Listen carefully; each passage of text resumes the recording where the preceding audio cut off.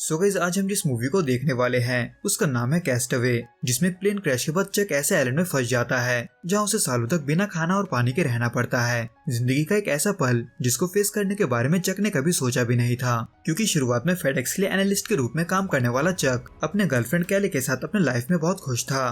पर इसी बीच जब वो अपने परिवार के साथ क्रिसमस मना रहा होता है तब उसे फेडेक्स की तरफ से मलेशिया जाने का ऑर्डर मिलता है ताकि वो वहाँ पर मौजूद फेडेक्स के ऑफिस में होने वाले प्रॉब्लम को सॉल्व करे। इसलिए चक कैली के साथ मिलकर अपने मिलने का शेड्यूल फिर से बनाता है। इन शॉर्ट, अपने काम के वजह से चक कैली के साथ कभी कभार ही मिल पाता था, पर अब जब वो एक दूसरे से बहुत प्यार करते थे तो ऐसे में उन्हें जब भी मौका मिलता वो एक दूसरे से मिलने की कोशिश करते। लेकिन इससे पहले कि चक मलेशिया के लिए निकलता, कैली उसे एक पॉकेट वॉच गिफ्ट करती है जिसमें उसका एक फोटो लगा हुआ था, जिसके बदले में चक भी उसे गिफ्ट देता है। लेकिन वो कैली को उसे न्यू ईयर से पहले खोलने से मना करता है क्योंकि उसमें एंगेजमेंट रिंग था, यानी कि चक न्यू ईयर वाले दिन कैली को शादी के लिए प्रपोज करने वाला था। लेकिन इससे पहले कि ये हो पाता, फेडेक्स का वो कार्गो प्लेन एक तूफान के बीच फंस जाता है जिसमें चक भी मौजूद था। हालांकि चक उस क्रैश के इम्पैक्ट को सर्वाइव कर गया था, लेकिन उसके रेस्क्यू बोट से जो रेस्क्यू किट जुड़ा हुआ था वो प्लेन के मलबे के साथ ही समंदर के गहराई में पहुंच जाता है, जिसमें वो जीपीएस ट्रैकर भी मौजूद था जिसको ट्रैक करके रेस्क्यू टीम वाले चक को आसानी से ढूंढ सकते थे।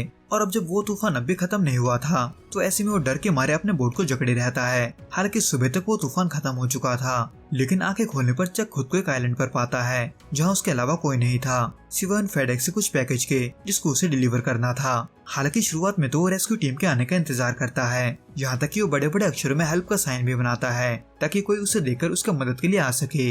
लेकिन दूर दूर तक उसे कोई नहीं दिखता सिवाय उन फेडेक्स से पैकेज के जो अभी एक एक करके उस आइलैंड के किनारे आ रहा था, जिनको इकट्ठा करते करते चक को उस आइलैंड के किनारे एक लाश भी मिलता है जो कि दरअसल उसके ही प्लेन का पायलट था। इसलिए चक उसे एक प्रॉपर बेरियल देता है, लेकिन इससे पहले कि चक उसे दफनाता वो उसका टॉर्च और उसका जूता ले लेता है इस उम्मीद में कि वो उसके काम आएगा। लेकिन जैसे जैसे दिन बीतता जाता उसका परेशानी और भी बढ़ता रहता, खास करके खाना और पानी को लेकर, जिसके लिए वो तरस जाता है। पर उसी शाम चक को, जो कि भूखा और प्यासा बैठा था, उसे थोड़ी दूरी पर किसी शिप का लाइट नजर आता है जो कि वहाँ से गुजर रहा था। इसलिए चक इसको अपने बचने का आखिरी मौका समझकर खुद को बचाने के लिए उस शिप की तरफ बढ़ता है। लेकिन उसके किस्मत ने मानो उसका साथ देना छोड़ दिया था, क्योंकि समंदर के ऊंचे लहरों की वजह से न सिर्फ उसका बोट लीक हो जाता है बल्कि चक इस कोशिश में खुद को बुरे तरीके से जख्मी भी कर लेता है, जो कि उसे ये रियलाइज करवाने के लिए काफी था कि उसे बचाने के लिए कोई नहीं आने वाला। इसलिए वो सभी फेडेक्स के पैकेज को खोलने लगता है ताकि वो उसमें मौजूद सामान को यूज कर सके।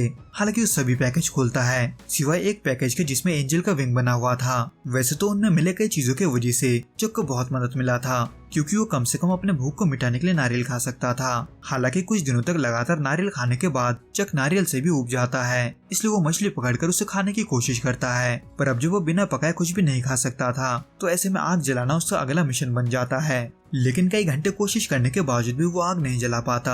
हालांकि वो दूसरा तरीका अपनाते हुए अपना कोशिश जारी रखता है, लेकिन कई घंटों बाद भी उससे भी कुछ नहीं होता।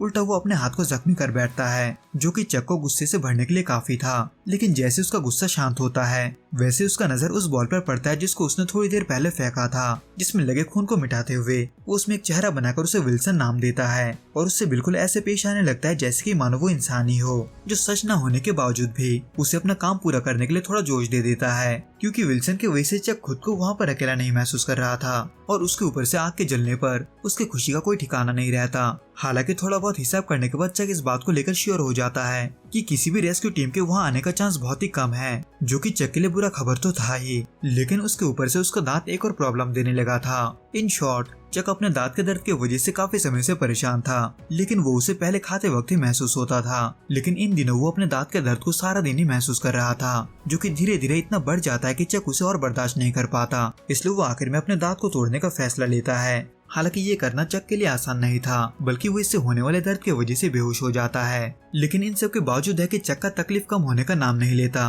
क्योंकि उस आइलैंड में उसका कठिनाइयों का दिन जारी रहता है, जहाँ पर 4 साल बिताने के बाद चक फाइनली गिव अप करके उस आइलैंड के लाइफ को अडेप्ट कर चुका था। लेकिन इस दफा एक भी पल ऐसा नहीं था जब वो कैली को याद नहीं करता, जिसमें इसी दौरान उसे टूटे हुए टॉयलेट का एक हिस्सा मिलता है जो कि उसके वहाँ से निकलने का एक जरिया बन सकता था। जिसको रियलाइज करने के बाद चक बिना देरी के अपने लिए नाव बनाता है, जिसके बनते ही वो विल्सन के साथ साथ उस पैकेज को भी अपने साथ लेता है जिसको उसने अभी तक नहीं खोला था। हालांकि टॉयलेट के उस टूटे हुए हिस्से के वजह से चक आइलैंड के ऊंचे लहरों को पार तो कर लेता है, लेकिन कुछ दिन समंदर में गुजारने के बाद उसका सामना एक और तूफान से होता है जिसे उसका नाम झेल नहीं पाता वैसे तो चक का नाव अब भी तैर रहा था, लेकिन बीच समंदर में विल्सन के कहीं खो जाने की वजह से चक को बहुत दुख होता है, क्योंकि विल्सन ही उसका इकलौता साथी था जिसने उसका साथ नहीं छोड़ा था। और फिर ऐसे देखते देखते फिर से कुछ दिन बीत जाते हैं, लेकिन चक को बचने का कोई उम्मीद नजर नहीं आता। इसलिए आखिर में चक हार मानकर अपने आप को किस्मत के हवाले कर देता है। लेकिन कुछ दिनों बाद सब कुछ हारे हुए चक को कार्गो शिप के रूप में बचने का एक उम्मीद दिखाई देता है। हालांकि चक इन सबको सरवाइव कर चुका था, लेकिन वो अभी ये नहीं जानता था कि लोग उसको देखकर कैसे रिएक्ट करेंगे, खास करके कैली। इन शॉर्ट, रेस्क्यू के 4 हफ्ते बाद चक फिर से अपने घर पहुंच जाता है, जहां उसके सभी दोस्त उसको देखकर बहुत खुश होते हैं। लेकिन चक को जैसे कैली के बारे में पता चलता है, उसका दुनिया वैसे ही बदलने में देर नहीं लगता, क्योंकि कैली शादी कर चुकी थी। पर फिर भी हिम्मत करते हुए एक रात चक कैली से मिलने जाता है, जो अब भी चक से बहुत प्यार करती थी। लेकिन इतने सालों में ये सोचकर कि चक नहीं रहा, कैली को अपने परिवार के वजह से मजबूरन दूसरे लड़के से शादी करना पड़ा। हालांकि चक भी कैली से अब भी प्यार करता था, लेकिन वो चाहकर भी अब कैली की जिंदगी का हिस्सा नहीं बन सकता था। इसलिए वो कैली को उसका दिया हुआ पॉकेट वॉच लौटाकर वहाँ से चला जाता है, उस आखिरी बचे फेडेक्स पैकेज को लौटाने जो वो अपने साथ बचा कर लाया था। हालांकि उसे उसके भेजने वाले एड्रेस पर कोई नहीं मिलता, लेकिन वो उस पैकेज को वहाँ पर रखकर ये नोट छोड़ाता है कि उस पैकेज ने ही उसे बचाया है। इन शॉर्ट, शुरुआत में जब चक ने उस पैकेज को ना खोलने का फैसला लिया था, तब उसने ये फैसला इस उम्मीद में लिया था कि वो एक दिन उस पैकेज को डिलीवर जरूर करेगा। जिसको डिलीवर करके चक लौट ही रहा था कि तभी रास्ते में भटकने की वजह से उसका मुलाकात बेटीना से होता है, जो कि वही थी जिसने उस पैकेज को भेजा था, जिसके बारे में चक को तब पता चलता है जब वो बेटीना के ट्रक के पीछे बिल्कुल वैसे ही एंजल का विंग देखता है जैसा कि उस पैकेज में था। तो दोस्तों, इस वीडियो में बस इतना ही। आपको ये वीडियो कैसा लगा आप हमें कमेंट करके जरूर बताना। मैं आपसे फिर मिलूंगा कुछ नए और ऐसे अनोखे मूवीज के साथ। अगर आपको ये वीडियो पसंद आए तो प्लीज इस वीडियो को लाइक, शेयर और प्लीज इस चैनल को सब्सक्राइब जरूर करें। Till then, good bye and be safe.